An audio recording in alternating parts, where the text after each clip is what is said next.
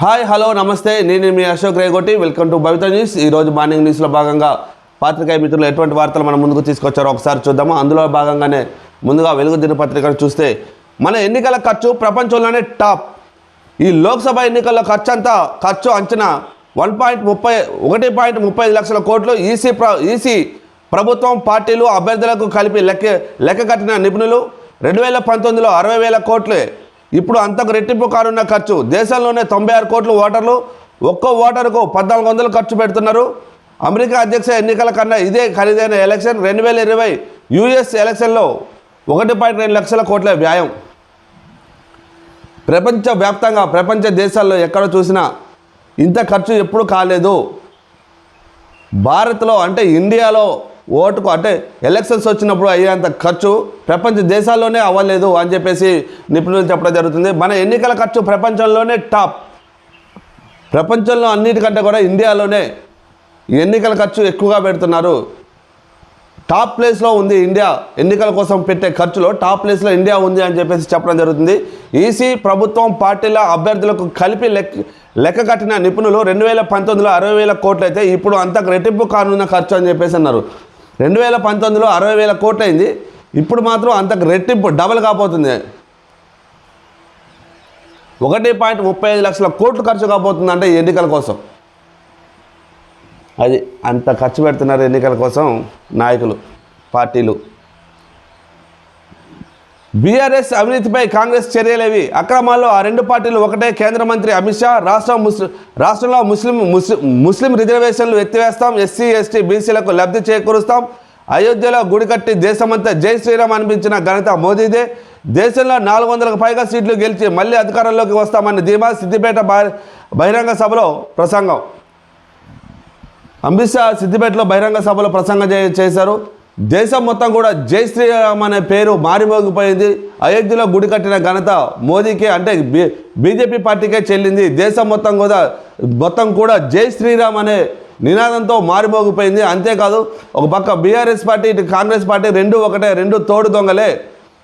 BRS party చేసిన తప్పులు అయితే ఉంది, బీఆర్ఎస్ పార్టీ చేసిన అవినీతి గురించి కాంగ్రెస్ పార్టీ ఏమీ మాట్లాడట్లేదు, అసలు దాని గురించి పట్టించుకోవట్లేదు అని చెప్పేసి అమిత్ షా భారీ బహిరంగ సభలో చెప్పడం జరిగింది.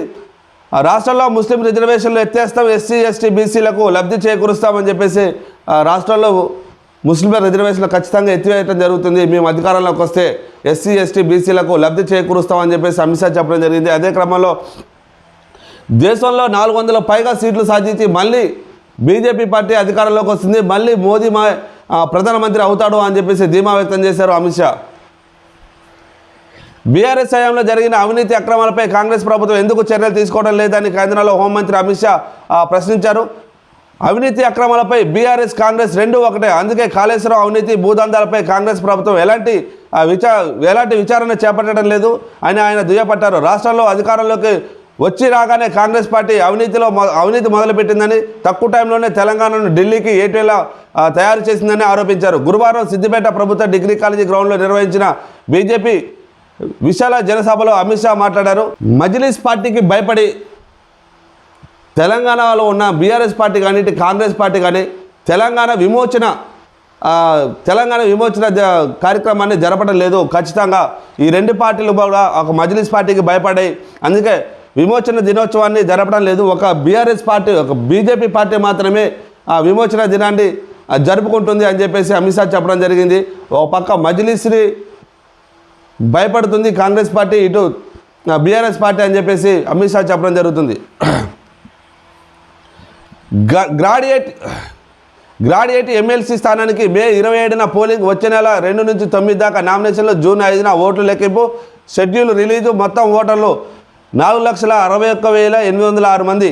వరంగల్, ఖమ్మం, నల్గొండ గ్రాడ్యుయేట్ ఎమ్మెల్సీ అభ్యర్థిగా తనను ప్రకటించినందుకు సీఎం కృతజ్ఞతలు తెలుపుకున్న తీన్మార్ మల్లన్న. వరంగల్, ఖమ్మం, నల్గొండ గ్రాడ్యుయేట్ అభ్యర్థిగా తీన్మార్ మల్లన్నని ప్రకటించడం జరిగింది ప్రభుత్వం. అలాగే 2 నుంచి 9 దాకా నామినేషన్లు దాఖలు చేసుకోవచ్చు. జూన్ 5వ తారీఖు ఓట్లు లెక్కింపు ఉంటాయని చెప్పేసి వార్త ప్రచురించడం జరిగింది వెలుగు దినపత్రికలో. మొత్తం 4,61,806 మంది ఓటర్లు ఉన్నారు. ఈసారి మరి తీన్మార్ మల్లన్న పరిస్థితి ఎలా ఉంటుందో చూద్దాం ముందు మరి.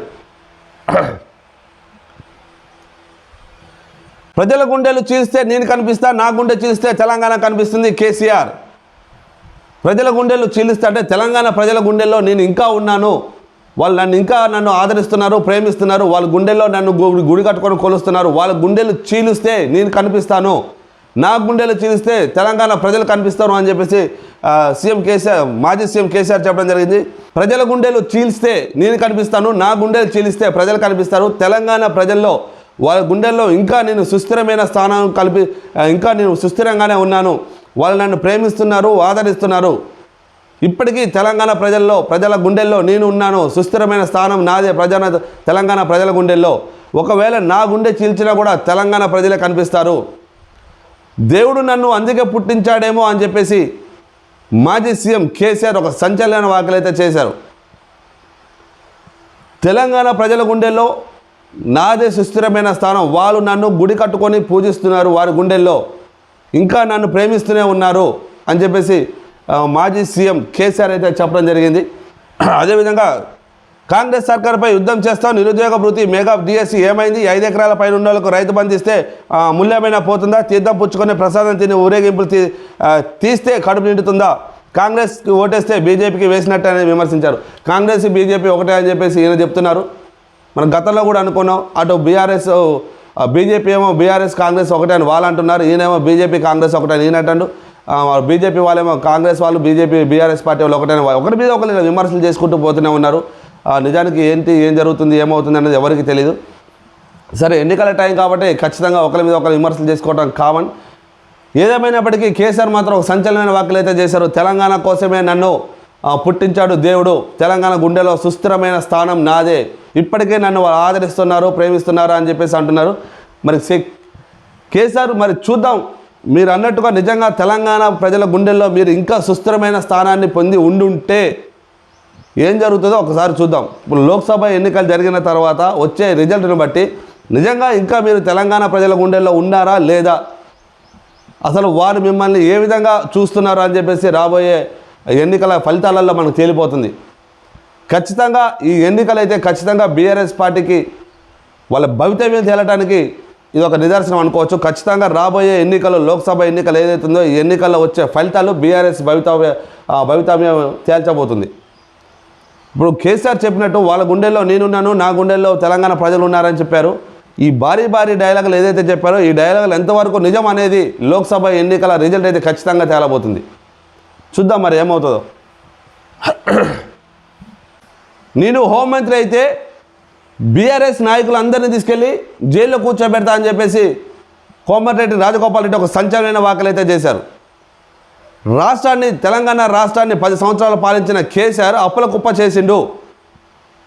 10 సంవత్సరాలు పాలించి ఆయన అభివృద్ధి చేయడం కాకుండా దాన్ని ఇంకా రాష్ట్రాన్ని అప్పుల కుప్ప చేసిండు, ఇంకా వెనక్కి నెట్టేశాడు రాష్ట్రాన్ని అని చెప్పేసి రాజగోపాల్ రెడ్డి గతంలో కూడా సంచలన వ్యాఖ్యలు చేశారు. అదే క్రమంలో నాకు హోంమంత్రి కనుక ఇస్తే బీఆర్ఎస్ నాయకులు తీసుకెళ్ళి జైల్లో కూర్చోబెడితే అందులో నో డౌట్ అని చెప్పేసి మంత్రి రాజగోపాల్ రెడ్డి చెప్పడం జరిగింది.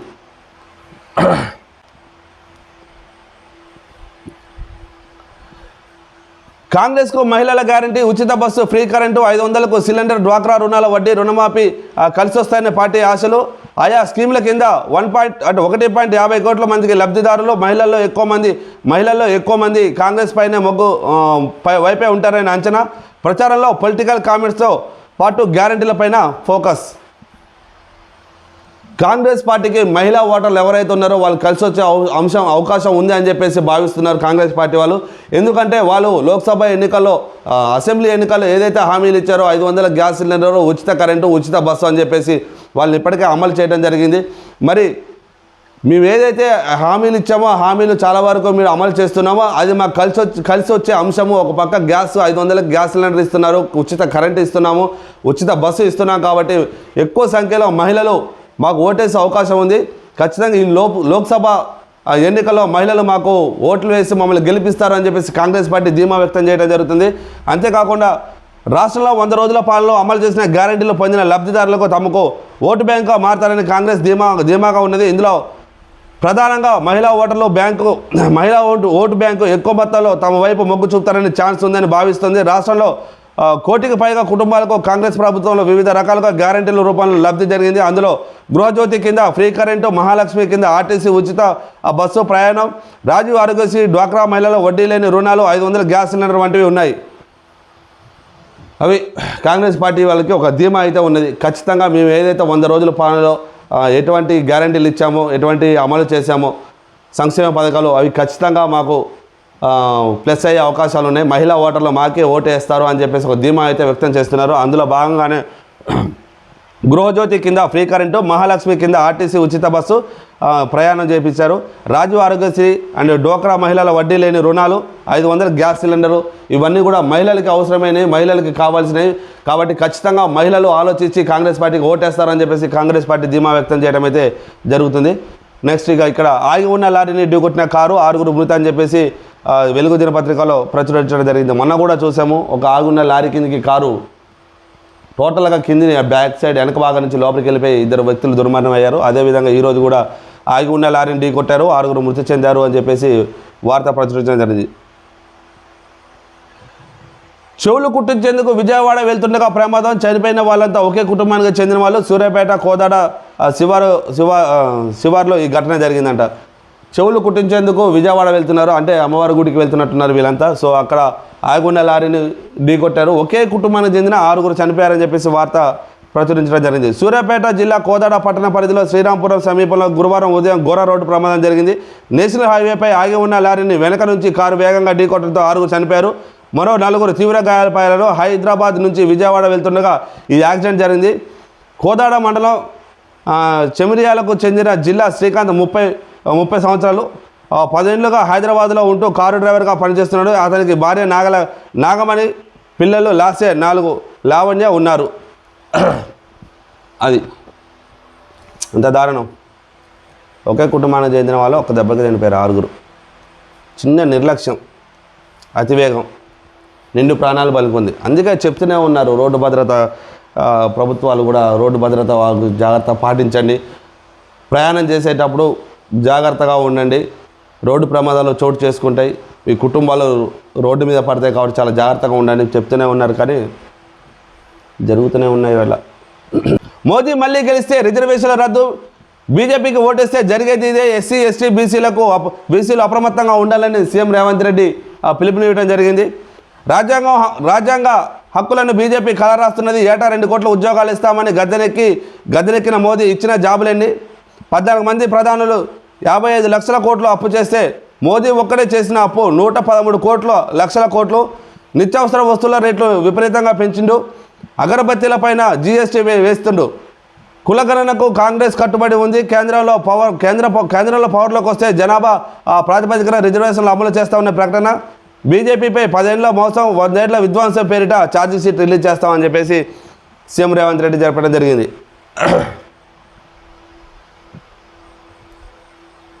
అవసరమైతే కేసీఆర్ను పిలుస్తాం, రాజకీయ నేతలకు నోటీసులు ఇస్తాం. కాళేశ్వరం ప్రాజెక్టు అవకతవకలపై జస్టిస్ పీసీ ఘోష్, నేను ముఖాలను చూసి విచారణ చేయను, జరిగిన నష్టాన్ని మాత్రమే పరిగణలోకి తీసుకుంటా.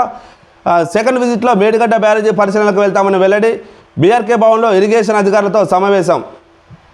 ఖచ్చితంగా నేనైతే ముఖాలు చూసి విచారణ చేయను, జరిగిన నష్టాన్ని అంచనా వేసి ఆ అంచనాకు తగ్గట్టుగానే నేను విచారణ చేస్తాను. నాకు ఎవరైనా ఒకటే, నేను ఎవరు మొక్కలు చూసి నేను విచారణ అయితే జరిపించను అని చెప్పేసి పీసీ ఘోష్ చెప్పడం జరిగింది.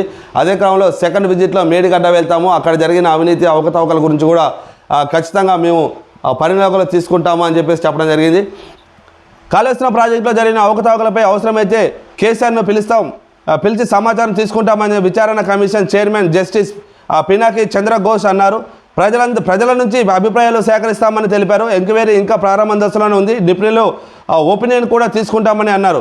గురువారం బీఆర్కే భవన్లో కాళేశ్వరం జ్యుడిషియల్ కమిషన్ ఆఫీసులో న్యాయ విచారణ జస్టిస్ ఘోష్ ప్రారంభించారు. అది న్యాయ విచారణ ప్రారంభించారు. ఈ న్యాయ విచారణలో ఒక ప్రజల దగ్గర నుంచి కూడా వాళ్ళ వాయిస్ కూడా తీసుకుంటాం, అలాగే నిపుణుల దగ్గర నుంచి కూడా వాళ్ళు ఏం చెప్తారో పూర్తిగా వివరాలు తీసుకొని విన్న తర్వాతే మేము ఏదైతే చర్యలు తీసుకోవాలో అది తీసుకుంటాము. అవసరమైతే కేసీఆర్ను కూడా పిలిచి ఆయన్ని కూడా విచారిస్తాము, మేము ఎవరిని వదిలిపెట్టేది లేదు, ఎవరి మొక్కలు చూసి నేను విచారణ చేయను అని చెప్పేసి పీసీ ఘోష్ చెప్పడం అయితే జరిగింది. చూద్దాం మరి ఇది ఎంతవరకు పోతుందో. వడగళ్ల వానలు రాష్ట్రంలో విభిన్నమైన వాతావరణం. నేడు వడగళ్ల వానలు రేపటి నుంచి 4 రోజుల పాటు వర్షాలు. పలు జిల్లాల్లో ఎల్లో అలర్ట్ జారీ చేసిన వాతావరణ శాఖ. నల్గొండ, ఖమ్మం జిల్లాలో 45 డిగ్రీల టెంపరేచర్ నమోదు. ఓ పక్క ఎండలు దంచి కొడుతున్నాయి, మన పక్క వర్షాలు పడుతున్నాయి. ఈ టైంలో రైతుల పంటలు కోతకు వచ్చి రెడీగా ఉన్నాయి. చాలామంది కోతలు కూడా కోసారు. ధాన్యాలు వరి ధాన్యం అయితే ఏదైతే ఉందో వరి ఎండబెట్టడం జరిగింది వడ్లని. ఈ వర్షాల వల్ల పక్క పంటలు నేలపాలవుతున్నాయి, వడ్లు తడిచి ముద్ద అవుతున్నాయి. మరో పక్క ఎండలు దంచి కొడుతున్నాయి. విచిత్రంగా ఉంది వాతావరణం అయితే. ఒక దగ్గర ఒకలాగా, ఒక దగ్గర ఒకలాగా ఉంది. అప్పుడే చల్లబడుతుంది, అప్పుడే ఎండ కాస్తుంది, అప్పుడే గాలి దుమ్ములు ఈదురు గాలులు వస్తున్నాయి, మళ్ళీ వడగాలులు కూడా వస్తున్నాయి. అదే క్రమంలో వాతావరణ శాఖ కూడా చెప్తుంది వడగళ్ల వానలు రాష్ట్రంలో భిన్నమైన వాతావరణం. నేడు వడగాలులు వీస్తాయని చెప్పేసి చెప్తున్నారు. రేపటి నుంచి 4 రోజుల పాటు వర్షాలు కురిసే అవకాశం ఉంది. అలాగే పలు జిల్లాలకు ఎల్లో అలర్ట్ జారీ చేసింది వాతావరణ శాఖ. నల్గొండ, ఖమ్మం జిల్లాలో 45 డిగ్రీల పైగానే ఉష్ణోగ్రతలు నమోదవుతున్నాయని చెప్పేసి వాతావరణ శాఖ వెల్లడించిందని వెలుగు దినపత్రికలో వార్త ప్రచురించడం జరిగింది.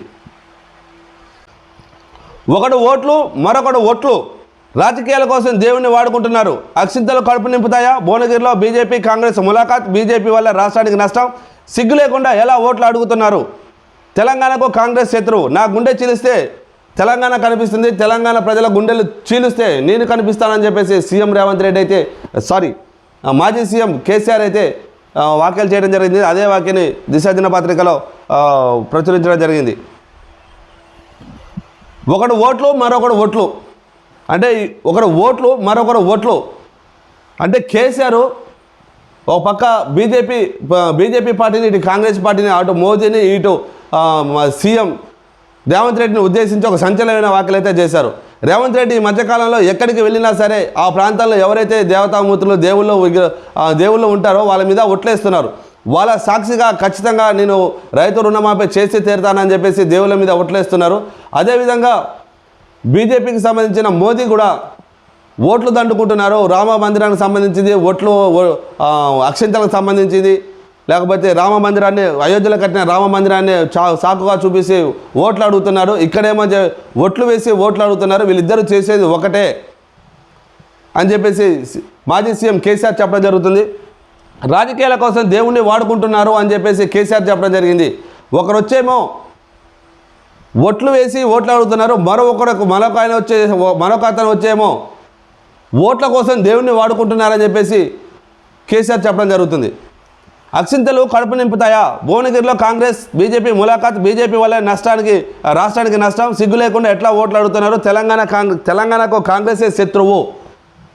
నా గుండె చీలిస్తే తెలంగాణ కనిపిస్తుంది, తెలంగాణ ప్రజల గుండెలు చీలిస్తే నేను కనిపిస్తాను అని చెప్పేసి కేసీఆర్ చెప్పడం జరిగింది. తెలంగాణ రైతుల గుండెలు చీలిస్తే నేను కనిపిస్తాను, నా గుండె చీలిస్తే తెలంగాణ కనిపిస్తుంది. ఒకవేళ దేవుడు నన్ను అందుకే పుట్టించాడేమో అని చెప్పేసి కేసీఆర్ చెప్పడం జరుగుతుంది.